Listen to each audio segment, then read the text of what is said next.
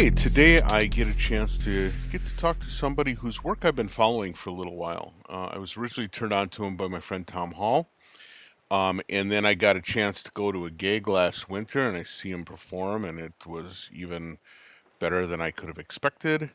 And then I've been listening kind of obsessively ever since. It's been really some really amazing music, and the more I get to know about him, the more interesting stuff I find out. So with this, I am going to introduce you to Benjamin Wynn. He often goes by the artist name Deru. And if you know what that means, you know why I'm excited about this interview. So, with that, I'm going to say hello to Benjamin. Hey, how's it going, Ben? Hello. Thanks for that intro. That was really nice. Yeah, well, I really appreciate your work, man. I've really been drawn into it in a really neat way. And it's the kind of thing that I like because it really supports like long form listening. So especially like the album hmm 1979, which I know it seems to have an ever growing life for you, but that's become a hmm real constant play on the system for me. So great work there. Uh, But Thank you. Thank you. you do like a million things. I mean, as I started kind of doing a little background looking, I was shocked to see the number of things you did. So rather than me try and explain who you are and what you do, let me have you kind of lay it out for us. All right? Yeah, I do. I do a number of things, as you said. I make artistic music under the name Deru, and that's, as you said, long form albums and more these conceptual album ideas or sort of experiences that have object and some sort of stories behind them. Then I do film and TV composition. I do film and TV sound design. I'm involved with a group of Los Angeles-based composers called the Echo Society. We get together about once a year, and we write new pieces of music for a predetermined instrumentation, and then we premiere them at these like singular sort of concert events with lights and visuals and all kinds of stuff. And then I am a label owner along with two other people of a record label called 79 Ancestors, and we've released one project so far, which is a VR release, and we have another couple in the pipeline, which are conceptual object-based releases. Sure. This idea of an object-based release is kind of interesting because somewhere I read something that the 1979 album was actually originally put out as a sculptural object, right? Yeah, we released that on a handheld Pico projector. So the idea was that somebody could buy one, get it home, turn it on, and the album would beam to their walls. They could turn down the lights, get in bed at the ceiling, and the projector will turn on, and there's a video for each song, and it will play in order, and there's a whole sort of experiential aspect to it. And we definitely made it like a sculptural object, and we treated it kind of like a modern day time capsule, I guess, in terms of the content on there. Sure. And we made 50 of them, and yeah, we sold 50 of them. Oh, cool. When you say we, are you talking about the label? So that was, when I say we, in that case, I'm talking about myself and Anthony Chanameo, who is a longtime collaborator at this point, and he's one of my label owners in 79 Ancestors, and he's the visual artist for Echo Society, so he's definitely all around. Interesting. Yeah, well, tell me a little bit more about this VR-based release, because, I mean, VR is kind of on the tip of everybody's tongue right now anyway.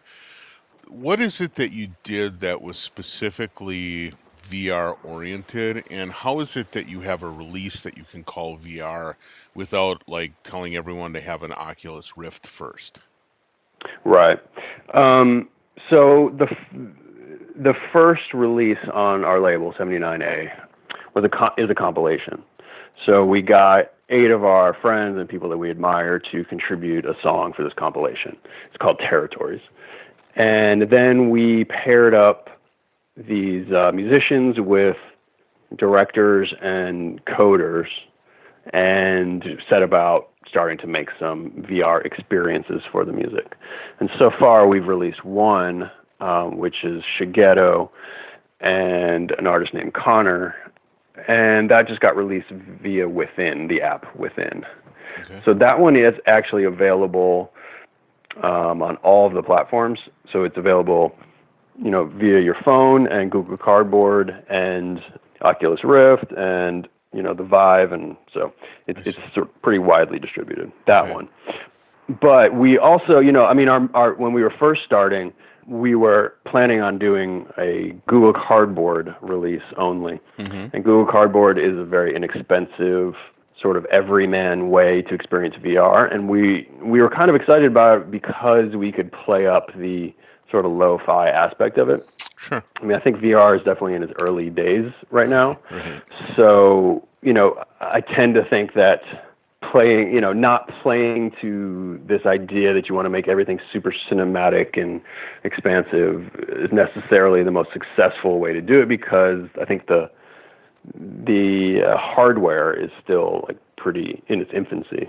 Right. So we were kind of going on the idea that we could play up the roughness and lo-fi-ness and just make cool experiences. So we actually developed an app of our own that we were going to release all of these things on, but then we showed Within the Shigeto VR video, and they got really excited. So we realized that was a way to get it out in front of many more people than us releasing it ourselves.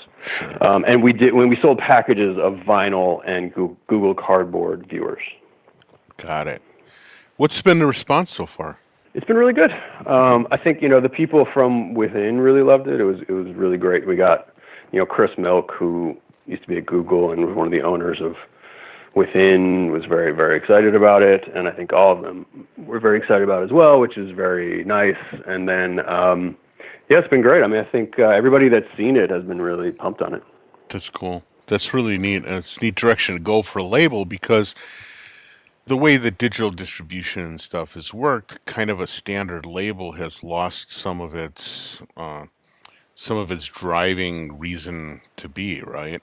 But if all of a sudden you end up being almost like a combination of artistic curator and shipping gallery, right? That seems to make a lot of sense. Yeah, I mean, our model, if we have one for 79A, is that we want to extend the music past just the music into some other art form and into more of an experiential medium that it's all around the music, and the fact that we really want to promote people having an experience with music again. We feel like that's somewhat been lost in the digital age of the MP3 age. So, we're just trying to do these things that will get people back to experiencing music in a new way or a different way or just like a more focused way. And so we're aiming to be a label full of musicians and artists and coders and CNC manufacturers and all these people that do amazing things but aren't just musicians. Right. Well, that's kind of neat though, and it's also something that sort of like works well with, I don't know, the modern experience, which is that given the opportunity to poop out some music, a lot of people can do that. How do you engage people enough so that they'll go beyond shrugging their shoulders and actually engage with you as an artist? That's really smart play.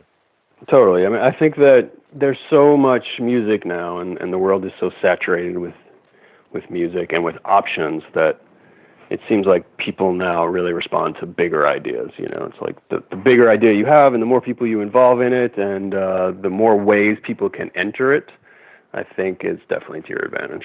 Yeah, indeed. So now the other side of it, so that's talking about kind of these focused releases through a label system that you've developed. The kind of like the total flip on the other side is your work as a composer for TV and film, and you've built quite a reputation of that, going back quite a long time. I mean, you were involved in a team called the Track Team that really got a lot of play in terms of like getting Emmy nominations and whole bit, right?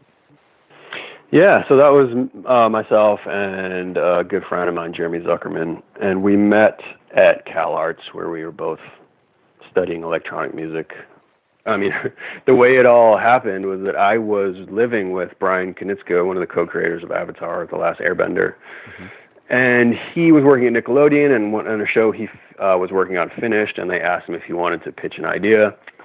So he and his friend Mike DiMartino got together, and within 2 weeks they came up with this Bible for Avatar: The Last Airbender, and presented it. And Nickelodeon loved it. And he came home one day, and he was like, "Well, do you want to do it?" And I was like, "Sure." And he was like, "No, seriously, it's going to change your life. Like, are you sure you want to do this?" And I was like, "Sure." So Jeremy and I formed a company. The idea initially was that, we were going to do the music and the sound design together. We were going to do it all like that, which didn't pan out. I mean, we really realized we had to specialize pretty early on for that series. So, I mean, I think I was 24 years old, and it was, a pretty unique hire for Nickelodeon. So we had, I think, a lot to prove in that regard. Anyway, we did it. We did like 3 seasons, in his garage. I was on headphones. And it was great. So Jeremy focused on the music for that, and I focused on the sound design for that. And that's really why, I've done sound design, actually. It's because of that show. Oh, that's interesting. What a great entry, too. I mean, it was kind of talking to my family before this call, and I mentioned that you had worked on that, and they were like, well, we know every squeak and every sound that guy made then, because they were a little bit obsessive about watching it. So I have family. Yeah, I mean, we were too. lucky in that it was really a great show. Yeah, I mean, it had a ton of heart, and the writing was phenomenal. So was the artwork, and really everything was. Brian and Mike, they set about really hiring all of their friends to work on it, and that was really inspiring to me because I'd never seen that, and I really haven't since. Really, I mean, I know people that hire some of their friends to do things, but they really tried to fill out the whole production with friends that they thought were talented and could do it, even if they hadn't done it before. It's pretty amazing. Like us, Jeremy and I had never scored anything. We'd never scored television. We'd never done sound design for television. Brian just, heard my music, heard Jeremy's music, and knew that we could do it. So we did it, and it was a great thing to be a part of. And then that led to us. We both did the music for Kung Fu Panda for the TV show for Nickelodeon. Right. And then a couple years after that, we did the sequel, Legend of Korra, for Nickelodeon. And that, that spanned 10 years of my life, which was crazy. Unbelievable. Well, what a cool story, and what a great way to get an introduction into the industry is literally by working with friends. That's pretty cool. I know. The only rude awakening part was that after that I was like, wait, my friends don't always storm out of boardrooms and threaten to quit if they don't hire me. This is crazy. I don't get it. It was amazing to have friends be that loyal. Yeah, right. But having that happen first, it's been interesting that most of the time I get the they really want to hire you, but we're getting some pushback from the studio or something like that, and then you're like, well, you should storm out of the office. You should storm out of the building. It worked before. I've seen it done. It worked. That's right. But it's hard to do that. Indeed. So one of the things I like talking to people about in my podcast is how they got started or doing what they do. And I want to talk a little bit more about some of the other stuff, particularly the Echo Society. But here you've got this artistic side, you've got this kind of developer creator side with the label, you've got the music editing and sound design work that you did for TV and for film, and all of these things, and the orchestral stuff you're doing with Echo Society. Yeah. How in the heck do you get started in a life that ends up taking you there? That you got a pile of talent or experience or something somewhere. Where did that all come from? So growing up, I played trumpet and piano, sort of very uninspired. I don't know. It kind of by rote, I guess I would say. I was in bands and I would take private lessons, and I was never really that passionate about either of those things. Mm-hmm. I could do them. It was, it was just someone tells you how to do it and you do it, and that's it's just an activity, or it was at that time. Sure. But then I got really into hip hop, and I got the first musical thing I was very passionate about was being a DJ. And then I eventually got an Akai MPC 2000, and that really blew my mind open. The fact that I could take a sound and pitch it down an octave, and it sounded amazing and crazy, and then I could construct whole pieces of music that I could share with people.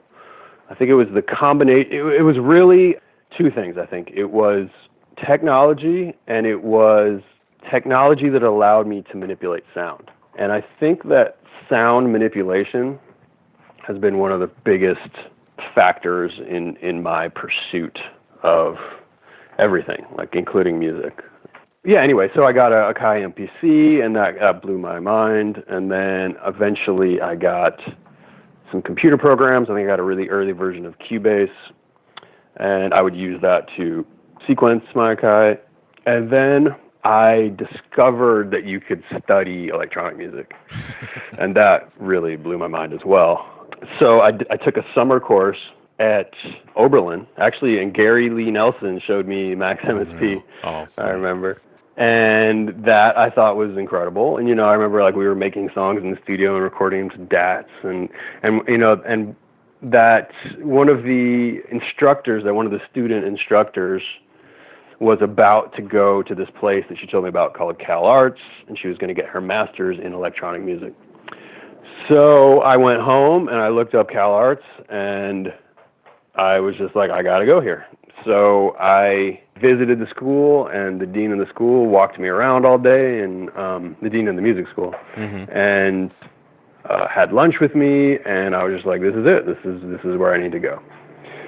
So I applied and got in. I applied with all the like MPC sort of abstract beats that I was making and stuff like that. Right. And I got in, and that again really opened up my perception, and it just blew apart everything I knew about music and really exposed me to so much more. And, we studied sound synthesis and psychoacoustics and world music, and I had to do piano and composition and ear training and, everything. I really loved Cal Arts. It was an incredibly creative place, and, you could leave a class and they would have flown in some master musician from India, and he's playing the tabla in the main hall, so you can sort of like watch for 20 minutes as you go to lunch, and then the next day it's an African ensemble, and I was in the gamelan ensemble, and so I would say that was really the first experience I had that really expanded not only my musical taste, but my ability to express myself. Yeah. And that actually really widened, as I said, the kinds of music that I was listening to. I mean, when I got there, I was listening to pretty much hip hop and sort of like making abstract DJ Crush or DJ Shadow style beats.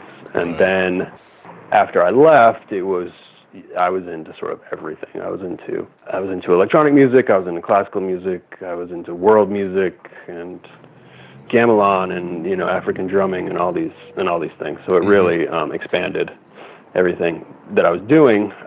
And then simultaneously, I got a job when I was still in school working at a music house in Hollywood that was doing a lot of commercials and that kind of stuff. So the very first commercial I ever did, like I remember getting a check for like $1,400 because I made background music for an AT&T commercial, and my mind was just blown. Again, I was like, wait, you can make this much money making music? This is insane.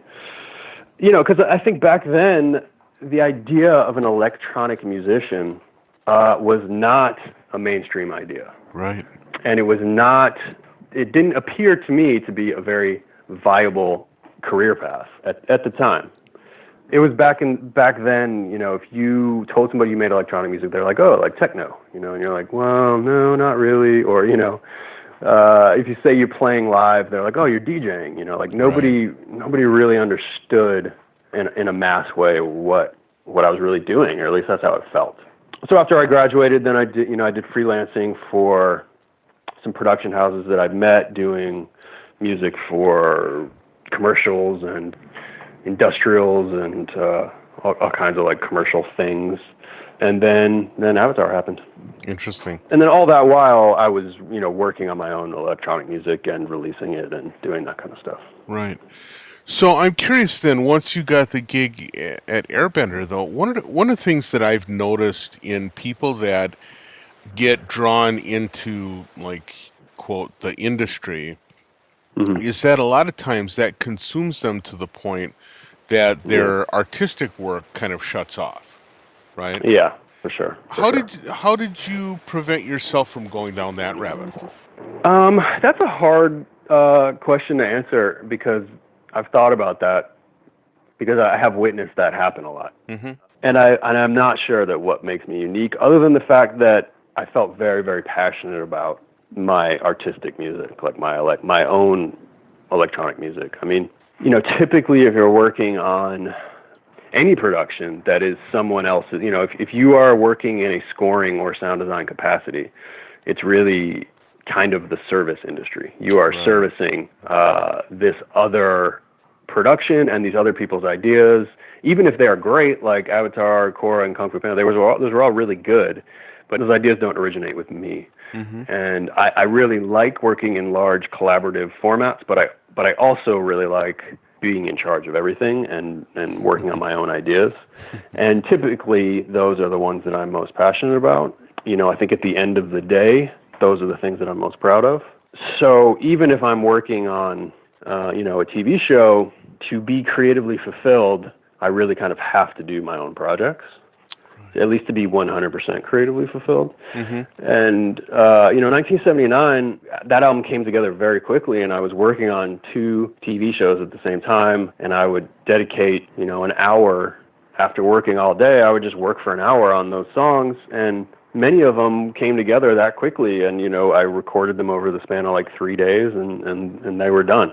And then I would spend like 6 to 8 months like going back to them and trying to make them better, and I couldn't. And actually those songs I recorded live to analog cassette, so they were not easy to fix little things and to like deconstruct or do anything like that. And very often, like 9 times out of 10, that very first recording was the one that was best.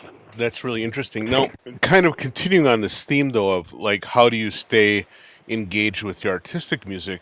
Do you have any tricks? Like, one of the things I know a lot of people are doing right now is, their lives revolve around looking at or editing on or in some way dealing with a computer all day, and so working away from the computer on their personal and artistic music is sort of like a way that they can break through a barrier, right? Do you have anything like that is sort of like your artistic barrier? Is there anything that you do that separates your artistic work from your sound design work for film or for TV? I mean, do you use different gear, or do you have a different room, or? No, I don't. It's the same room. It's the same software. It's the same everything. I do have quite a mid-size modular setup that is kind of fun, but I actually am not very productive on it in terms of, that's not where my music comes from. Okay. My music comes from software that I know very well, recording into it, manipulating it, and just working. I mean, that's the way I'm fastest, and that's kind of what works for me. I mean, like this new music I'm working on is microtonal, or a large number of the songs I've been working on are microtonal, and those pitches are derived from acoustic sounds, so the analysis of acoustic sounds. So I end up with very specific frequencies, like down to like 3 decimal places. Those are very precise. So those need to be digital, and I need to do them on a computer. That being said, I mean, there's so much, I think to answer your question, one of the ways that I stay interested or finding new ideas is really by like constantly playing with software and new software, or learning software that I have better. Like within the last year, I've been really diving into Max MSP way harder than I had in the past. And, I've been using it for probably 10 years or something, but or maybe 15 years. But just this last year, I've really my knowledge has grown a lot in it because I've been doing these larger projects because I've had to. Like, I use these tools when I have to, really, like when you have to solve problems and there are no other solutions that will allow you to, you have to build it yourself. Yeah. One of the ways I stay interested or find new ideas is by exploring software in a deeper way or finding new software and playing with it and getting new ideas and, like that. Sure. That makes a lot of sense. And that I also like this idea of kind of exploring weird corners in the software you have. I guess I always feel like one of the things I tend to do a lot for myself is find like improbable things to do or like areas of a piece of software that I don't know anything about. So recently I wanted to kind of jump out of something, and so I was like, I'd never used the audio to MIDI functions in Ableton Live, so I'm going to try playing around with that and see what kind of ridiculous foolishness I can get out of it. And it was great because it did a bunch of stuff, and then I started manipulating the samples to see how I could make it even worse, and it was great. And then next thing you know, I am just like, whatever rabbit hole I felt like I was in, I was out of it and felt super productive at that moment. It was really cool. Yeah, I agree. I mean, essentially, I think that for me, starting music is the hardest part. I'm generally pretty good at finishing stuff. One of the things that I like to do is that at any given time, I have kind of like a mental list in my head of things I want to explore. It could be preparing my piano and playing with that and recording it, or it could be, messing with that new wavetable synthesizer, or it could be exploring Gen and Poly and MXP. And as long as I have this like list going, then I can just pull from it and start. And that really tends to work for me. I have a friend that's a painter, and she said, the scariest thing for her is looking at a blank canvas. So she'll take her hand, dip it in paint, and just stick it on the canvas. Because then she has something to fix, and you have somewhere to start. And for me, awesome. It's kind of similar. Like I just need a seed. I need something to go on, and that could be conceptual, it could be technical, it could be musical. Sure. So having started on the MPC, are you still drawn into hardware, like hardware samplers and stuff, or are you really pretty much working in the box now? The only hardware that I have now are things that change sound in a really nice way. Like I have a tube equalizer that I use a lot that has a bunch of tubes, and you can really distort it, and the sound is amazing. Sure. I have some other hardware distortion stuff. I do have quite a lot of hardware synthesizers that I kind of like go in waves. I fall in and out of using a lot. Sometimes I use them all the time. Sometimes I never use them. But, I would say 90% of everything I do is software. Now, you said something that really intrigues me because I've met very few people who have said this. You said that you find it relatively easy to finish a project. And that is normally the trap door that catches most people. A lot of people start stuff and either get bored or get confused or just don't know when to stop. Yeah. You say you're good at it now with 1979. You still admit that you went back for 8 or 9 months to try and improve it. But nevertheless, how is it that you feel comfortable in saying something is done? How do you make that call? When the law of diminishing returns kicks in and you can spend a whole day on something and you have to go back to the other version to see if you made it any better, and sometimes you haven't. Then I just kind of call it. Or there's a release date and I have a mastering date and I kind of futz around with it until those dates, and then I see how it's going to sound after mastering, and then it's like, okay, that's great, I'm done. Well, do you ever push yourself with dates? Do you ever artificially lay dates out there just so you'll get your ass done? I haven't done that too much, but, for this next album I have coming out, I know when it's coming out roughly, and so now I know how long it takes to make vinyl, and so I know when it needs to be mastered, Got it, sure. Those things back up a lot, so it's not like, I could do that right now. I could set a date and just say it's done, but I tend to be a little more natural about it, because I do find that sometimes even changing something 5% is like what's going to make me feel really good about it. Like I solved that one annoying frequency that happens at 2 minutes, 37 seconds. And, just kind of, I don't think I'm a perfectionist, but I can probably be obsessive about certain things. Sure. But I think the reason that I'm good at finishing things is because it just becomes much more obvious what I have to do. And then it's just about work. It's just about putting in hours to get there. Right. So in the beginning, it can be anything. It can be hard for me to figure out what it should be in the beginning because there's endless possibilities, and everything is perfect when it lives in your head. Right.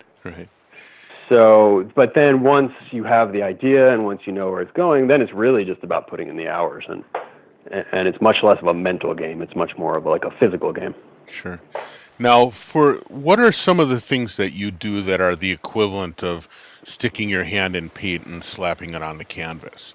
What are the starter tools for you? There's many ways, but I have a folder on my hard drive called Sounds that I've kept for 20 years that just has, whenever I find a new interesting sound, I'll just throw it in there. Mm-hmm. Or when I generate and manipulate sounds, I'll throw the results in there. So there's just this huge grab bag of sounds in there. Some are just interesting source material and some are like pretty polished, manipulated sounds. So that's the grab bag that's always there. But again, probably one of the more like obsessive things I do is that I have an RSS reader and I subscribe to all of the like music update sites like KVR and Gear Junkies, is that what it's called? Anyway, another one where they basically like every day I look at it and it'll say, oh, they updated this synth, or this company has just released this software. And so I get those kind of delivered to me every day. If I see something that looks interesting, I'll bookmark it and I'll try it out. Right. Like I'm not one of these artists that, I know people that make amazing music and they use 99% the stock Ableton plugins. Like I am not that person at all. Interesting. I own hundreds and hundreds of plugins and I'm constantly looking for more and demoing some and looking for some that do it better. And so that's another way. Another way is just, having instruments around me. Like I have a piano that I got last year it's an upright MIDI piano. Okay. It's an acoustic MIDI piano. Right. So I've slowly but surely been working on piano music for that, but it's like prepared and sequenced by software. Mm-hmm.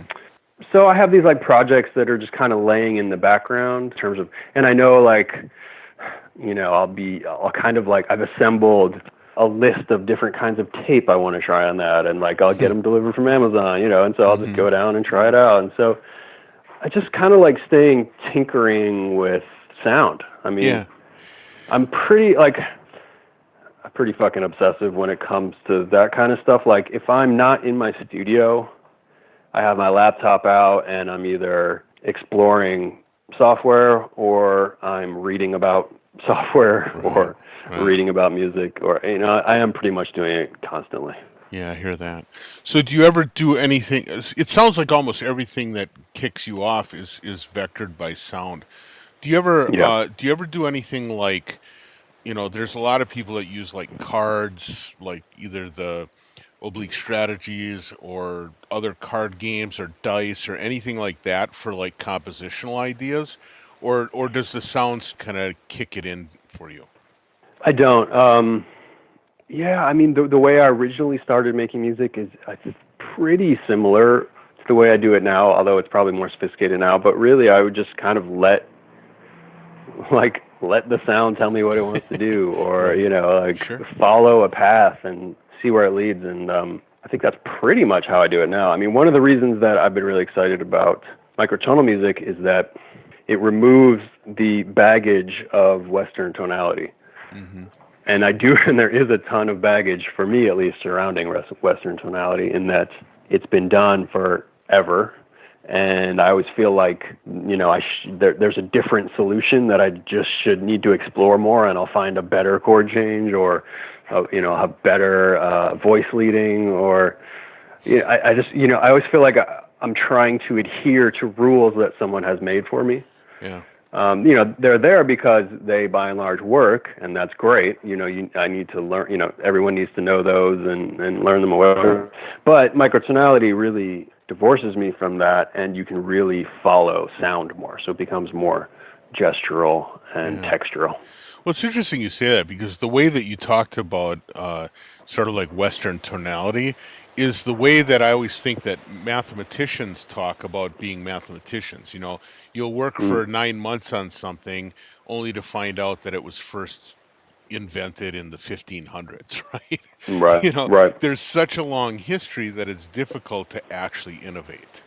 I mean, and to be fair, though, I am actually the microtonal music that I am pursuing right now has a lineage as well. It was started in the 80s at Earcam, and it's somewhat in the fashion of spectral music. Interesting. Which is it's basically just something I stumbled upon when reading, and it just like once again blew my mind, and I felt like I had found my clan in some ways because I really like centering and focusing electronic music around acoustic and organic sounds. And I love the idea in spectral music that you start with an acoustic sound and you analyze it and you break it apart into its partials, into its harmonic content, and then that becomes the basis for new music that you can reorchestrate however you want or resynthesize however you want. You could do it electronically, which I've done. You could do it acoustically, which I've done. And it's really just a different system for writing music. But what's great is that it's microtonal, but it has a system so that it sounds like it is meant to be. It doesn't sound random. It doesn't sound made up. It just sounds very other, and it can sound very dark. And I love both of those things. Sure.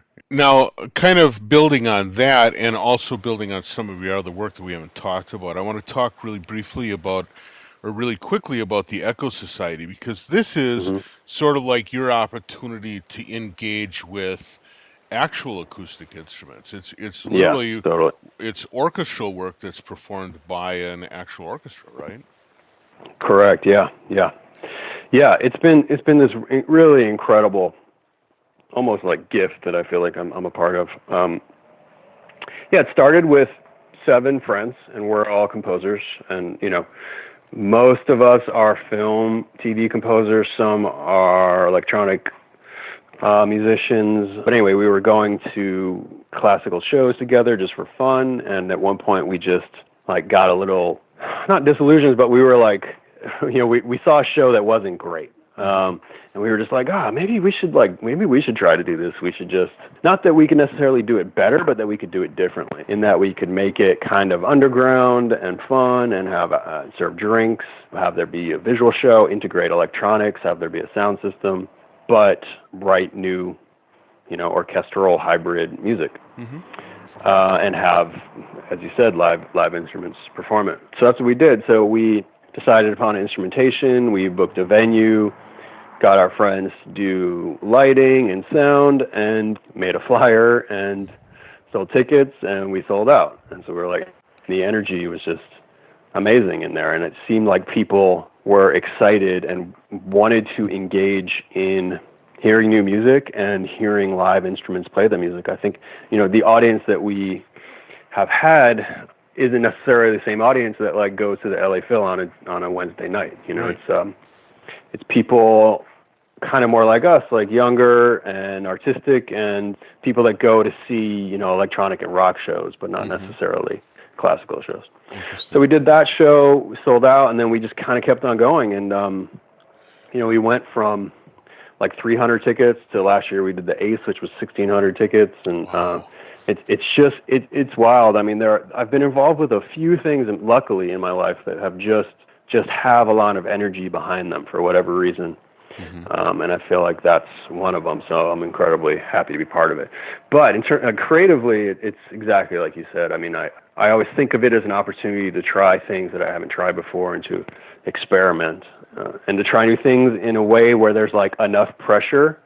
It's like sink or swim, because like that first concert we had, I had never written concert music before. And it's like, so that's terrifying on its own. And then it's like, oh yeah, by the way, we're inviting every music supervisor in town, every head of all of our agencies, film executives, directors, every friend that you have in Los Angeles. Like, they're all going to be there, which is terrifying. But I think that often you really need that fear to push you forward sometimes. Right. And so, so it has been this incredible opportunity for me to learn about acoustic instruments, in a more in-depth way, and write for them and collaborate with musicians. And I think it's absolutely had an effect on my own artistic music as well. Like, this album I have coming out is a series of microtonal pieces that I spoke about, but it's also a series of woodwind quintet recordings so I wrote for this ensemble and then highly processed them. And so it's a collection of those two kinds of pieces. Very interesting. But and the amazing thing is, like, all of those musicians are people that I've met through the Echo Society, and they're now friends. So it's been really great. And the other aspect is just kind of building a community and doing things with your friends and seeing what happens. It's really powerful. So when you're writing for the Echo Society and stuff's going to be performed in concert, how does that differ from the kinds of things that you would do in music for a film or something? Is there a different thinking process because it's going to be a concert performance? Yeah, I mean, I think now I approach that a couple of different ways. One is I try to think about the audience and do interesting, maybe psychoacoustic things for them. Like this last piece was for 4 percussionists that surrounded the audience, and then each percussionist had a break drum, a snare drum, a bass drum, and a cymbal, and then I had pre-recorded those sounds and analyzed them, and then they each had a speaker by each station, and I was spitting out the actual partials of the instruments they were playing. So anyway, that was like this spatial performance. Uh-huh. So that's one way. I've also done some live processing, so that's another way. Yeah, I mean, again, I tend to think about it more in terms of experimenting and pushing myself to try something I haven't tried before, probably more than the fact that it's going to be performed live, or I don't know, or maybe those are happening at the same time. Well, it sounds so like you're actually kind of generating an audience that's going to be open for a little experimentation too. Yeah, I mean, I think one of our strengths is that we're a very diverse group of composers. We're not like all making the exact same kind of music. We didn't start putting on these concerts because we have the exact same taste in music. In fact, we have a pretty diverse taste in music, and I think that is to our benefit in that, an audience member, if you ask any person there, they're going to say someone else's piece was their favorite. They're each going to have a different answer for that. So, yeah, I mean, I'm really happy that we've created this platform where, like, I can do this kind of like academic spectral piece right next to the Haxon Cloak or Clark, or some electronic performer writing a piece right next to something that's very classical and next to something that's like more from the film world. And we've created, I think, this stage where, as you said, people are pretty open to what we're going to present, and it's not as much based on genre. Well, Ben, I really appreciate you taking the time. I have like 50 other questions I'd love to ask you, but unfortunately our time is up. But before you go, there's one last thing that I wanted to ask you, and that is about your live performance. I was lucky enough to see a performance this last January where you were one of the performers, and it was really great. You did a excellent set. You had great visuals working with you. I'm wondering, when you do a Deru set, how much, first of all, do you interact with the person that's doing visuals with you? Because it seemed to be a really tight collaboration, what I saw, right?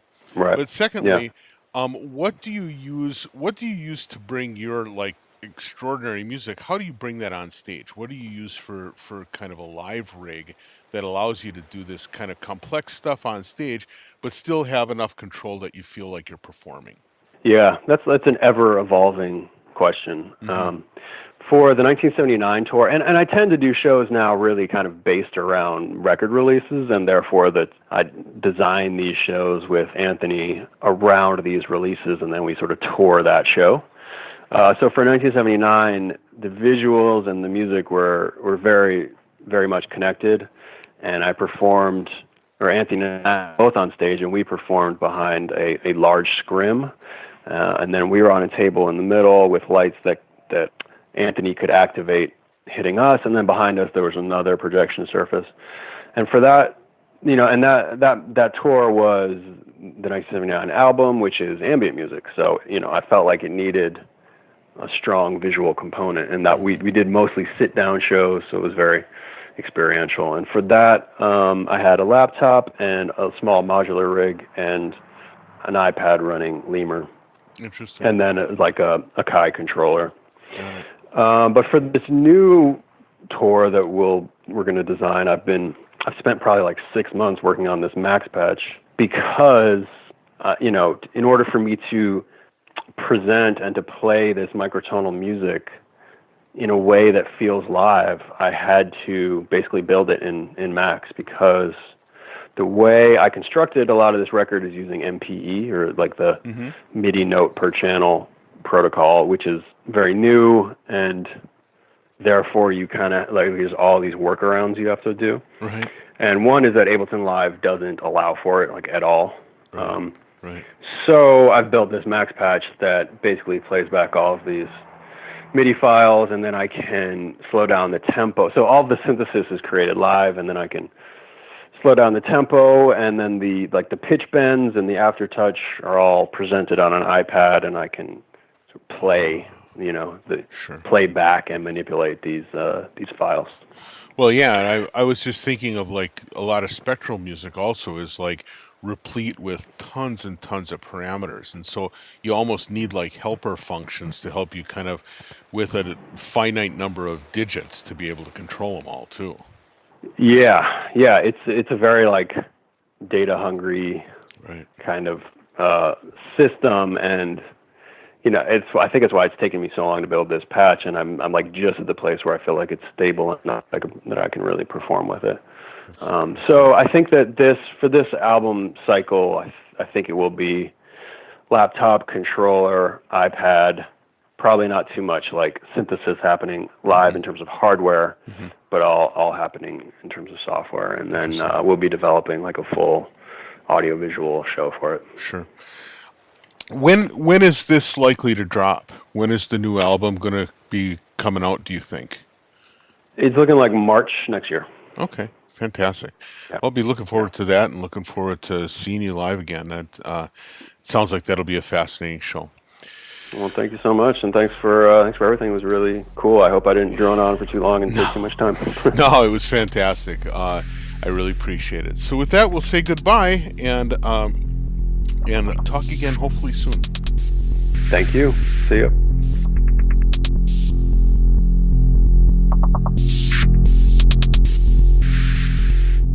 Many thanks to Benjamin for the talk.